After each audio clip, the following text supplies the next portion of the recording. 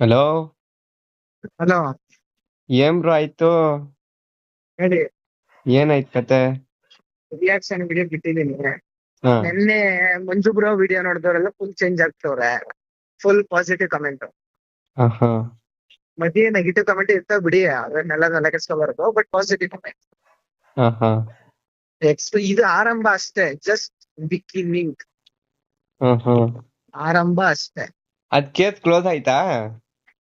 ಆ case close ಆಯ್ತು. ಬೇಕಾದ್ರೆ ಅವ್ರು ಕೋರ್ಟ್ ಹೋಗ್ಬೋದು. ಅಲ್ಲೇ ಆಕ್ಚುಲಿ FIR ಅಲ್ಲಾಗ್ಬೇಕಿತ್ತು ನನ್ ಮೇಲೆ. ಹಾ. ನಮ್ ಲಾಯರ್ ಕೇಳೋ ಪ್ರಶ್ನೆಗಳಿಗೆ ಇವನ್ ಹತ್ರ ಉತ್ತರನೇ ಇಲ್ಲ. ಅಂದ್ರೆ ಹೆಂಗ್ ಕೂತಿದ ಗೊತ್ತಾ?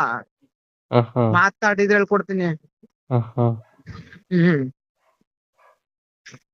ನಮ್ ಲಾಯರ್ ಸರಿಯಾಗಿ ಆಮೇಲೆ ಅಲ್ಲಿ ಪೊಲೀಸರ ಹತ್ರ ಕೇಳ್ತಾನೆ, ಸರ್ ಇವನ್ ಮೇಲೆ ತನಿಖೆ ಆಗ್ಬೇಕು, ಇವನ್ ಹಿಂದೆ ಯಾರಿದಾರೆ ಗೊತ್ತಾಗ್ಬೇಕು.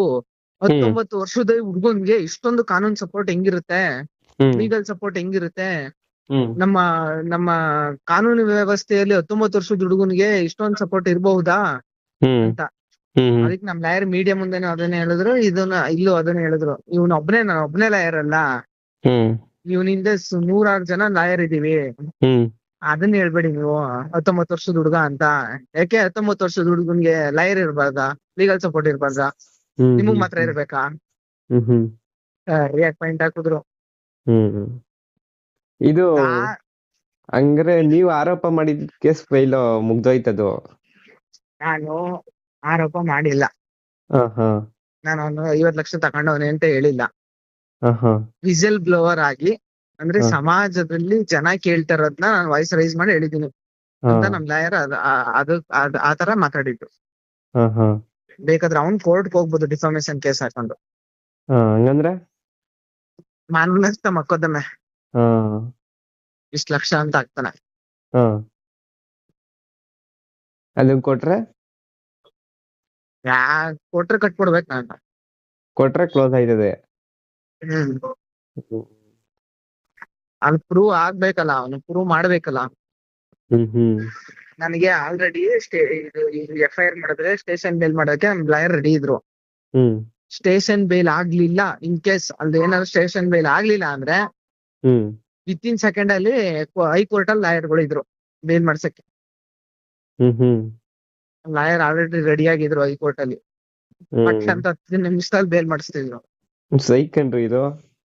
ಹಾ ಕೇಸೇ ಫೈಲ್ ಆಗಂಗಿಲ್ಲ, ಬೇಲ್ ರೆಡಿ ಆಗಿರ್ತದೆ ಹಂಗಾರೆ. ಹಾ ಬೇಲ್ ಪಕ್ಕ ಹಂಗಾರೆ. ಆಲ್ರೆಡಿ ರೆಡಿ ಇದ್ರು ಅಂದ್ರೆ ಇಲ್ಲಿ FIR ರೆಡಿ ಮಾಡ್ತಾ ಇದಂಗೆ ಅಲ್ಲಿ ಬೇಲ್ ತೆಗೀರು. ಹಾ. FIR ನಮ್ಗೆ ಕೊಟ್ಟ ತಕ್ಷಣನೇ ಬೇಲ್ ತೆಗೀರು. ಅದ್ ಹೆಂಗೆ ಎಲ್ಲಾ ಕೇಸಲ್ಲೂ ಎಲ್ಲಾರು ಹಂಗೆ ಮಾಡ್ಕತಾರ? ಅಂದ್ರೆ ಎಲ್ಲಾ ದರ್ಶನ್. ಕೇಸಲ್ಲಿ ಹೆಂಗಾಗುತ್ತೆ? ಎಲ್ಲಾ ಕೇಸಲ್ಲಿ ಹೆಂಗಾಗುತ್ತೆ? ಹಾ. ಅಲ್ಲಿ ಕೋರ್ಟ್ ಕೊಡದೇನೆ ಇರ್ಬೋದು ಬೇಲ್ನ, ಬಟ್ ಬೇಲ್ ಸಿಗ್ತದೆ ಇವಕ್ಕೆಲ್ಲ ಏನ್ ಜೈಲ್ಗೆ ಹಾಕ್ಬಿಡ್ತಾರ? ಹಾ. ಪ್ರತಿ ಒಂದ್ ಕೇಸಲ್ಲೂ ಬೇಲ್ ತೆಗಿಲೇಬೇಕು. ಹಾ. ನನ್ ಮೇಲೆ FIR ಆಯ್ತು ಅಂತಂದ್ರೆ ಬೇಲ್ ತೆಗಿಲೇಬೇಕು, ನೋ ಮೋರ್ ಆಪ್ಷನ್ಸ್. ಹ್ಮ್ ಕೆಲವೊಂದು ಸ್ಟೇಷನ್ ಬೇಲ್ ಆಗುತ್ತೆ, ಸ್ಟೇಷನ್ ಅಲ್ಲೇ ಬೇಲ್ ಆಗುತ್ತೆ. ಹ್ಮ್ ಸ್ಟೇಷನ್ ಅಲ್ಲಿ ಬೇಲ್ ಆಗಿಲ್ಲ ಅಂದ್ರೆ ಕೋರ್ಟ್ ಅಲ್ಲಿ ತೆಗಿಬೇಕು. ಈಗ ಹ್ಮ್ ನೀನು ನಾನು ಜಗಳ ಮಾಡ್ದೆ ಅಂತ ಅಂದ್ರುವೆ ಹ್ಮ್ ನಮ್ಮ ಮೇಲೆ FIR ಆಯ್ತು ಅಂದ್ರೆ ಅದಕ್ಕೂ ಬೇಲ್ ತೆಗಿಲೇಬೇಕು. ಹ್ಮ್ ಅದು ಸ್ಟೇಷನ್ ಅಲ್ಲಿ ಆಗ್ಲಿ ಇಲ್ಲ ಕೋರ್ಟ್ ಅಲ್ಲಿ ಆಗ್ಲಿ. ಹ್ಮ್ ಜಸ್ಟ್ ಒಂದ್ ಸಣ್ಣ ಪಿಟಿ ಕೇಸ್ ಆದ್ರೂ ಬೇಲ್ ತೆಗಿಲೇಬೇಕು, ಇಂಪಾರ್ಟೆಂಟ್ ಬೇಲ್. ಹ್ಮ್ ಹ್ಮ್ ಹಂಗೆ ಕತೆ. ಅವ್ನ್ ಚಂದನ್ ಗೌಡ್ರು ಪಾಪ ಏನೋ ಅನ್ಕೋಬಿಟ್ಟವ್ರೆ. ಹಾ. ಗೊತ್ತಿಲ್ಲ ಅವ್ರಿಗೆ ಪಾಪ. ಏನಂತ? ಅವ್ರ ನನ್ ಕೇಸ್ ಹಾಕ್ಬಿಡ್ಬೋದು, ಕಡೆಗಡ ನಡಗಿಸ್ಬಿಡ್ಬೋದು ಅಂತ ಅನ್ಕೋಬಿಟ್ಟವ್ರೆ. ಹಾ. ನಾನ್ ಹಿಂದೆ ಲೀಗಲ್ ಟೀಮ್ ನೋಡ್ಕೊಂಡ್ ಆಲ್ರೆಡಿ ಅವ್ನಿಗೆ ಅನ್ಸದೆ, ಹಾ. ಯಾರಪ್ಪ ಇವರೆಲ್ಲ ಎಲ್ಲಿಂದ ಬಂದಾರಪ್ಪ ಅಂತ. ಹ್ಮ್ ನಮ್ ಲಾಯರ್ ಮಾತಾಡೋದ್ ನೋಡ್ಬಿಟ್ಟೆ ನನ್ ಇನ್ನು ಎಕ್ಸ್ಟ್ರೀಮ್ ಹೋಯ್ತು ಅಂದ್ರೆ ಅರುಣ್ ಸಾಮ್ ಅವ್ರ ಎಂಟ್ರಿ ಆಯ್ತಾರೆ ಗುರು. ಏನ್ ಅನ್ಕೊಂಡಿದ್ಯಾ? ಅರುಣ್ ಸಾಮ್ ಅವ್ರು ಯಾರು ಅನ್ಕೊಂಡಿದ್ಯಾ? ಹ್ಮ್ ದಿ ಮೋಸ್ಟ್ ಸೀನಿಯರ್ ಲಾಯರ್. ಹ್ಮ್ ಗೊತ್ತಾ ಅವ್ರ ಅವರು? ಪರಿಚಯನಾ? ಅರುಣ್ ಶಾಮ್ ಒಡಿ ಗೂಗಲ್ ಅಲ್ಲಿ ಬೇಕಾದ್ರೆ. ಹೆಂಗ್ ಪರಿಚಯ? ಅರುಣ್ ಶಾಮ್ ಅವರೆಲ್ಲ ಪುನೀತ್ ಕಿರಾಡಿ ಅವ್ರಿಗೆ ಲೀಗಲ್ ಅಡ್ವೈಸರ್ಸ್ ಮತ್ತೆ ಅವ್ರ ಲಾಯರ್ಸ್. ಹ್ಮ್ ಮತ್ತೆ ಕಿರಿಕಿರಿ ಅವ್ರ ಲಾಯರ್. ಹ್ಮ್ ಮೋಸ್ಟ್ ಪವರ್ಫುಲ್ ಲಾಯರ್ ಕಣೋ ಅರುಣ್ ಶಾಮ್. ಅವ್ರ ಎಂಟ್ರಿ ಆದ್ರು ಅಂದ್ರೆ ಈ ಹ್ಮ್ ಕೇಸ್ ಬಿದ್ದೈತದೆ. ಹ್ಮ್ ಅವನೇನು ಅವ್ರು ವಾದ ಮಾಡೋ ಸ್ಟೈಲ್ ಜಡ್ಜ್ ಹೇಳ್ತಾರಂತೆ, ಸೀನಿಯರ್ ಲಾಯರ್ ವಾದ ಮಾಡ್ತಾರೆ, ಸೀನಿಯರ್ ಲಾಯರ್ ಆರ್ಗ್ಯೂ ಮಾಡ್ತಾವ್ರೆ, ಅವ್ರು ಮುಗಿಲಿ ಸುಮ್ನೆ ಮಧ್ಯದಲ್ಲಿ ಮಾತಾಡ್ಬಿಡಿ ಅಂತ ಅಪೋಸಿಟ್ ಲೇಯರ್ಗೆ ಅರುಣ್. ಶ್ಯಾಮ್. ಹ್ಮ್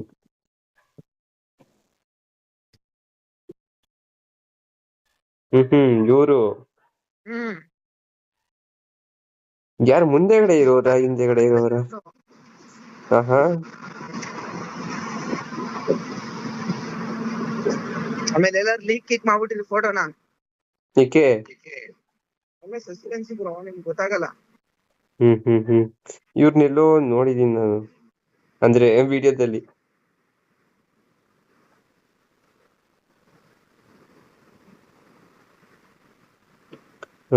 ಇವ್ರೆಯಾ?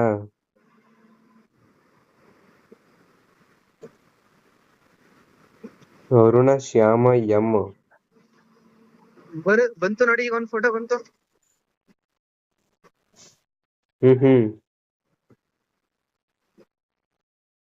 ಇವ್ರೇನಾ? ಹಾ, ಚಕ್ರವರ್ತಿ ಸೂಲೆ ಮೇಲೆ ಅಯೋಗ್ಯ ಅಂತ ಇರೋದಕ್ಕೆ ಕೇಸ್ ಆಗ್ಬಿಟ್ಟಿತ್ತು. ಏನ್ ಯಾವ ಲೆವೆಲ್ಗೆ ಇವ್ರು ಅಂತ ಸುಪ್ರೀಂ ಕೋರ್ಟ್ ಹೋಗಿದ್ರು. ಹೈಕೋರ್ಟ್ ಅಲ್ಲ, ಸುಪ್ರೀಂ ಕೋರ್ಟ್. ಅಂದ್ರೆ ಈ ಕೇಸ್ ವಜಾ ಮಾಡಲ್ಲ ಅಂತ ಹೈಕೋರ್ಟ್ ಹೇಳ್ತಾ, ಅವ್ರು ಕಂಪ್ಲೇಂಟ್ ಕೊಟ್ಟಿದ್ದಾರೆ, ಅದು ಯಾರಿಗೂ ನಡೀಲಿ ಅಂತ ಹೇಳ್ತಾ ಸುಪ್ರೀಂ ಕೋರ್ಟ್ ಹೋಗಿ ಚಕ್ರವರ್ತಿ ಸೂಲೆಬೆಲೆ ಅವರು ಅಯೋಗ್ಯ ಪದನ ಬಳಸ್ಬೋದು ಅಂತ ಆರ್ಡರ್ ತಗೊಂಡ್ಬಂದ್ರು. ಹೆಂಗೆ? ಯಾರಿಗ್ ಬೇಕಾದ್ರೂ ಬಳಸ್ಬೋದು ಅಂತ ಆರ್ಡರ್ ತಗೊಂಡ್ಬಂದ್ರು. ಆ ಕೇಸ್ನೇ ಸ್ಮ್ಯಾಶ್ ಮಾಡಿ ಸಾಕಿದ್ರು. ಅವ್ರ ವಾದ ಮಾಡೋದ್ ನೋಡಿದ್ರೆ ನೋಡು, lawyers most most most important ಆಯ್ತಾರೆ ಯಾವ್ದೇ ಕೇಸ್ ಅಲ್ಲದೆ. ಇವಾಗ ನನ್ ಲಾಯರೇ ನೋಡು, ನಾನ್ ಕೊಟ್ಟಿದ್ ಹೇಳಕೆನ ಎಲ್ಲಕ್ ತಗೊಂಡೋಗಿ ನಿಲ್ಸ್ಬಿಟ್ರು ಅಂದ್ರೆ ಅಪೋಸಿಟ್ ಚಂದನ್ ಗೌಡ ಮಾತಾಡಿದ್ರೆ ಹೇಳ್ಕೊಡ್ತೀನಿ. ಅರುಣ್ ಶ್ಯಾಮ್ ಅವರೆಲ್ಲ ಇದಕ್ಕೆಲ್ಲ ಎಂಟ್ರಿ ಆದ್ರು ಅಂದ್ರೆ ಮುಗೀತು, ಅಡಗಿಸ್ಬಿಡ್ತಾರೆ.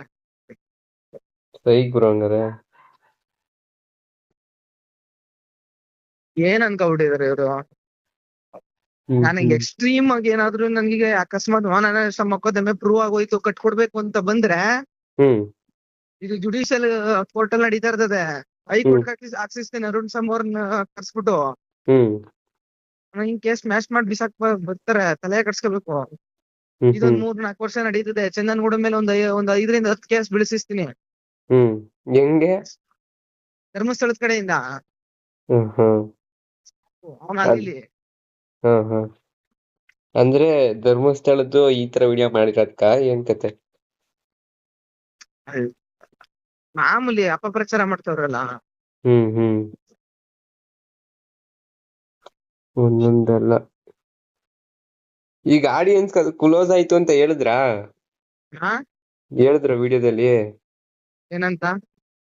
ಇದೆಲ್ಲ ಕೇಸ್ ಕ್ಲೋಸ್ ಆಯ್ತು ಅಂತ. ಬ್ರೋ, ನಿಮ್ಗೆ ಹೇಳೋದ್ ಅರ್ಥನೇ ಆಗುದಿಲ್ವಲ್ಲ ಬ್ರೋ. ಕೇಸು ಇಲ್ಲಿದು ಕ್ಲೋಸ್. ಬೇಕಾದ್ರೆ ಅವ್ನ್ ಮಾನನಷ್ಟ ಮೊಕದ್ದಮೆ ಹಾಕಬಹುದು ಅವನು ಬೇಕು ಅಂದ್ರೆ. ಕೋರ್ಟಲ್ ಕೇಸ್ ಫೈಲ್ ಮಾಡ್ಬೇಕು. ಸ್ಟೇಷನ್ ಅಲ್ಲಿ ಕೇಸ್ ಫೈಲ್ ಮಾಡಲ್ಲ, ಕನ್ನಡದಿಂದ ಸ್ಟೇಷನ್ ಅಲ್ಲಿ. ನಾವು ಅದಕ್ಕೆ ಬೇಕಾದಂತ ಪೂರಕ ದಾಖಲೆಗಳು ಎಲ್ಲ ಕೊಟ್ಟಿದೀವಲ್ಲ.